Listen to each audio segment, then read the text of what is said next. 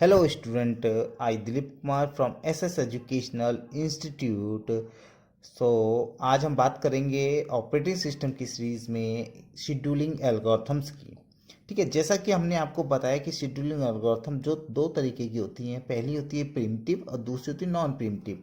जो primitive algorithms है उसके अंदर क्या है, जो कोई भी अगर प्रोसेस सीपीयू के अंदर आता है तो वो एक ड्यूरेशन के बाद प्रिम्प्ट होगा। प्रिम्प्ट इन द सेंस कि according to burst time, according to response time, according to arrival time, जैसा भी हम दिया होगा हमें क्वेश्चन के अकॉर्डिंग, उसके अकॉर्डिंग वो क्या होगा, वो प्रिम्प्ट होगा। But in a non primitive algorithm, जब कोई प्रोसेस एक बार सीपीयू के लिए असाइन हो गया, दैट मीन्स कि जब तक वो फुली कंप्लीटेड नहीं होगा वो प्रिम्प्ट नहीं होगा। दोबारा से बता देते हैं, नॉन प्रिमिटिव के अंदर एक बार अगर सीपीयू को कोई प्रोसेस असाइन हो गया, दैट मीन्स कि जब तक वो बस टाइम इसका कंप्लीट नहीं होगा वो सीपीयू से बाहर नहीं आएगा। आफ्टर द कंप्लीशन ही वो बाहर निकलेगा। But in a primitive there is a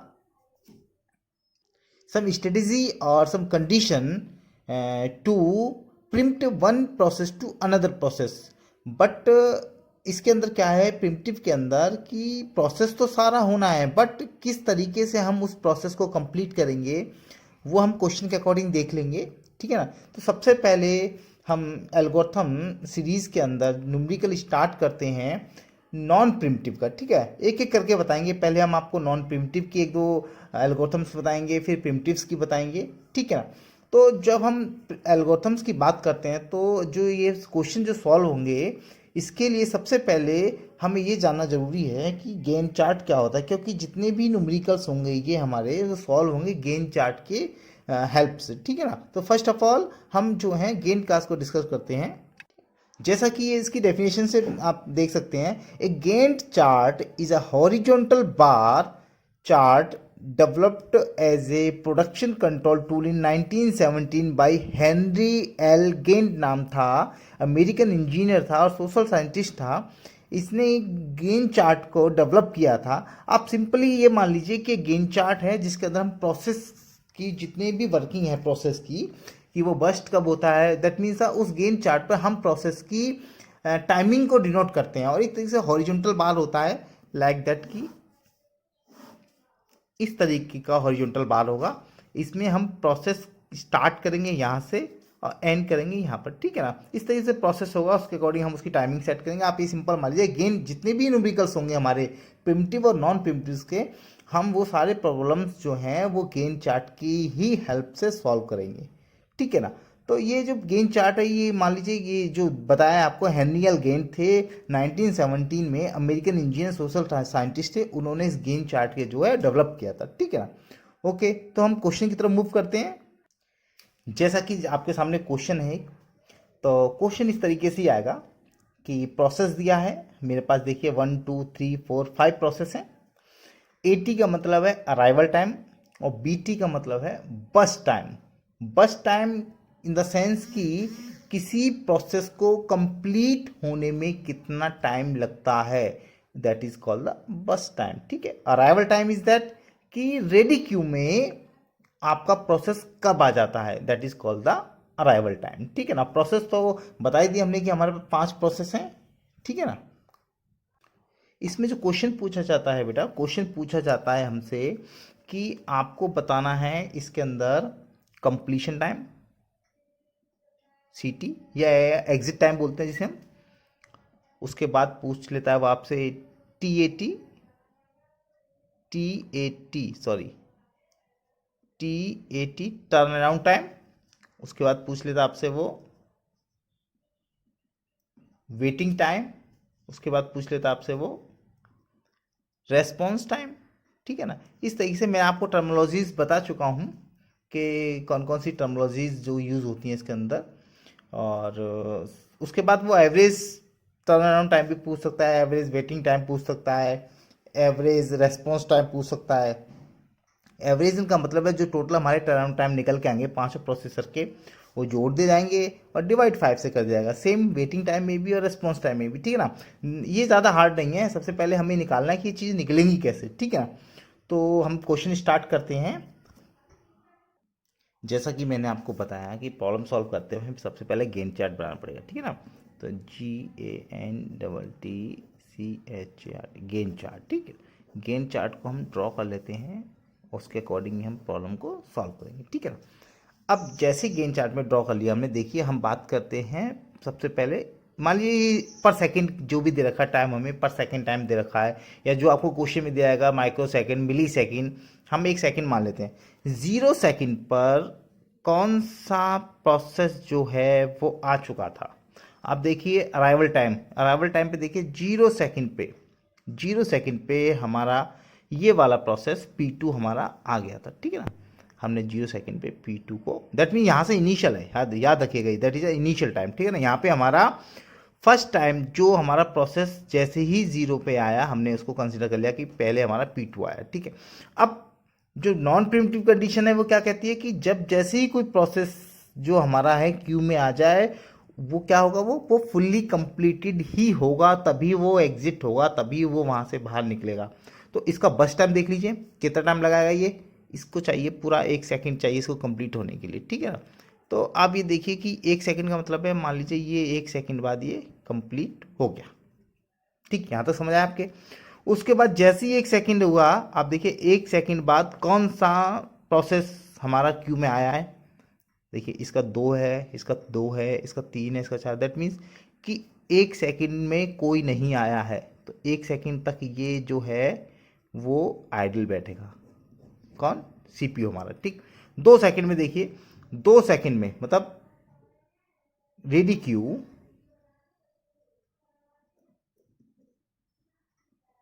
2 second में हमारे कौन कौन से प्रोसेस एक्टिवेट हो गए हमारे। तो देखिए ये तो कंप्लीट हो चुका हमारा, ठीक, P1 and P3, P1 and P3, ठीक है ना।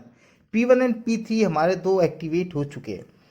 अब देखिए P1 और P3 अब दोनों ही सेम है, दोनों का अराइवल टाइम सेम है, जबकि हमारी जो एल्गो कहती है कि जो पहले आएगा, फर्स्ट कम फर्स्ट सर्व, मतलब जो पहले आएगा वो पहले कंप्लीट होगा। बट इन दिस केस दोनों का अराइवल टाइम सेम है। देन हम इसमें क्या देखेंगे, अब इसमें हम देखेंगे अब प्रोसेस की सीक्वेंस को देखना पड़ेगा इसमें हमें, ठीक। अब प्रोसेस की सीक्वेंस में, किसकी सीक्वेंस में, आप देखिए कि कौन पहले है। पहले जो है हमारा सीक्वेंस में P1 है, ठीक।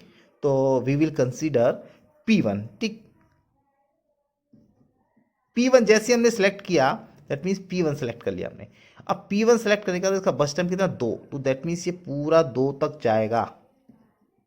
मैं आप बता चुका हूँ नॉन प्रिमिटिव में जैसे ही एक बार एंट्री होती है किसी प्रोसेस की, जब तक कंप्लीट नहीं होगा वो बाहर नहीं निकलता है, ठीक है ना। ये 4 तक गया। अब जैसे देखिए ये कितना था, P1 हो गया। अब रेडी क्यू 4 आ गई हमारी, ठीक है ना, 4 सेकंड पे आ गई हमारी। 4 सेकंड पे देखिए कौन कौन से एक्टिवेट हो गए। अब देखिए 4 सेकंड पे सब एक्टिवेट हो गए हमारे, बट P1 P2 तो कंप्लीट हो चुका। तो कौन कौन से एक्टिवेट हो हमारे, P3 P4 and P5, 3 activate हो गए, ठीक है ना।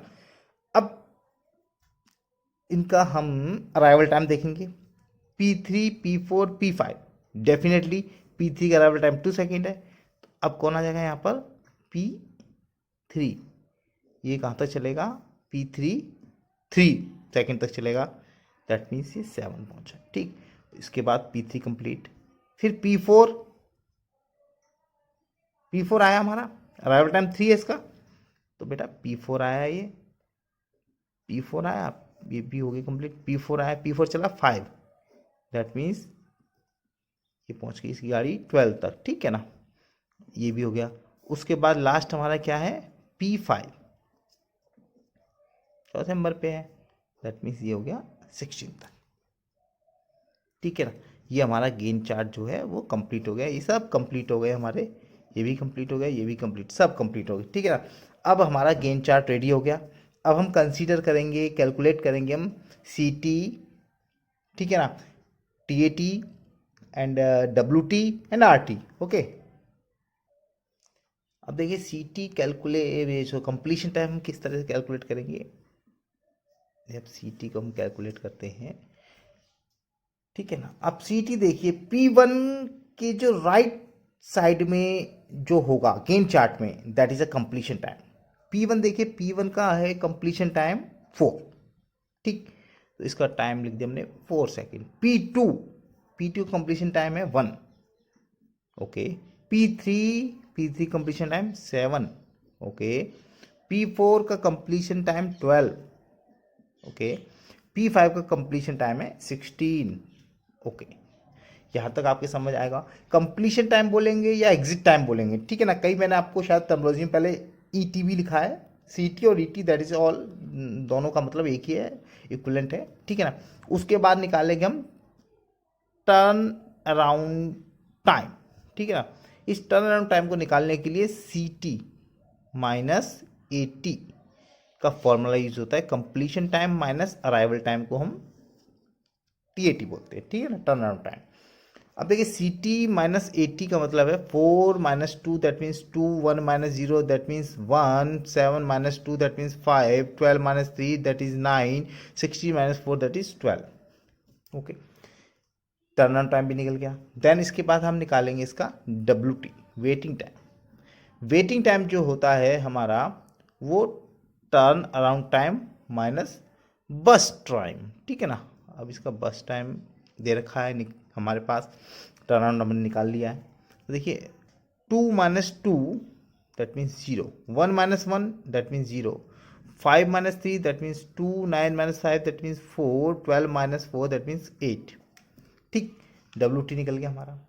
देन हम निकालेंगे इसका रेस्पॉन्स टाइम, ठीक। अब आर टी कैसे निकलता है, आर टी को बता देते हैं हम। आर टी के लिए जो फॉर्मूला होता है वो, इसका मतलब होता है CPU sorry process come in the memory first time, यह हम बात बोलेंगे क्यू जो है, क्यू में जो फर्स्ट टाइम पे जो आया होगा, क्यू में जब भी फर्स्ट टाइम पे आया होगा, ठीक, उसे हम जो हमने गेन चार्ट की जो क्यू बनाई है, इस क्यू में जब भी फर्स्ट टाइम पे आया होगा वो that is called the first time of process, ठीक है ना। हम लिख देते एफ टी लिख देते हैं, ठीक है ना, first time minus arrival time.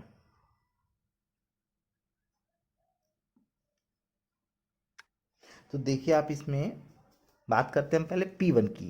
P1 देखिए कब आया है, लेफ्ट वाली साइड को कंसिडर करेंगे इसमें। P1 कब एंट्री हुआ हमारी, 2 सेकेंड में। अब 2 में से फर्स्ट टाइम तो 2 आया ये, और तो कहीं P1 है ही नहीं, यही है 2 में से अराइवल टाइम 2 माइनस हुआ 0 गया, ठीक। P2 के लिए देखते हैं, P2 का फर्स्ट टाइम 0 पे ही आ गया था हमारा, तो 0 minus arrival time 0 that means 0, ठीक। P3 4 minus 2 that means 2, P4 7 minus 3 that means 4, और P5 12 माइनस 4 दैट मीन्स 8। आप एक चीज़ देखिए यहाँ पर, जो देखने वाली चीज़ है, जो वेटिंग टाइम है और रेस्पॉन्स टाइम है वो दोनों इक्वल है हमारे, ठीक है ना। वेटिंग टाइम और रेस्पॉन्स टाइम दोनों की दोनों हमारे इक्वल है, ठीक है ना। अब इससे एक चीज़ बताते हैं आपको कि जब भी हम किसी भी एल्गोरिथम की बात करेंगे और वो एल्गोरिथम अगर हमारी नॉन प्रिमिटिव एल्गोरिथम होगी तो वहाँ पर waiting time and response time always same होंगे, ठीक। दैट इज ट्रू, ये होना ही है, वेटिंग टाइम और रेस्पॉन्स टाइम ऑलवेज सेम होंगे if we use the non preemptive algorithms, ठीक है ना। अब कुछ और कैलकुलेशन लाइक दैट हम, यहाँ तो आपका निकल गया। अब बात करते हैं हम जैसे कि एवरेज टर्न अराउंड टाइम। तो देखिए 2 और 1 3 5 8, 8 और 9 17, 17 और 10 27, 29, 29 अपॉन कितने प्रोसेस हमारे 5, तो 5 पंजे 25, 4 5 5.8 सेकेंड, जो भी आएगा सेकेंड में, सेकेंड मिली सेकेंड है, ठीक है ना। एवरेज वेटिंग टाइम, ठीक, 8 4 12 14 14 अपॉन 5 2.8, ठीक है। रेस्पॉन्स टाइम तो सेम यही रहेगा, जरूरत ही निकालने की हमें, ठीक। इस तरीके से आपका ये फर्स्ट कम फर्स्ट सर्व जो है, हमने पहली एल्गोरिथम बताई थी आपको नॉन प्रिमिटिव एल्गोरिथम में। आई थिंक आप लोगों की समझ आई हुई एल्गोरिथम, ठीक है ना। एक्चुअल में हम बना तो सकते हैं कई वीडियोस, एक ही वीडियोस में सारी एल्गोरिथम, लेकिन इस तरीके से कन्फ्यूजन क्रिएट होगा। हम चाहते हैं कि हर एल्गोरिथम के हम अलग अलग वीडियोस बनाएं, ठीक है ना। तो FCFS इस तरीके से हमारी कंप्लीट होती है। नेक्स्ट हम शॉर्टेस्ट जॉब फर्स्ट की बात करेंगे नेक्स्ट वीडियोस में। Thank you.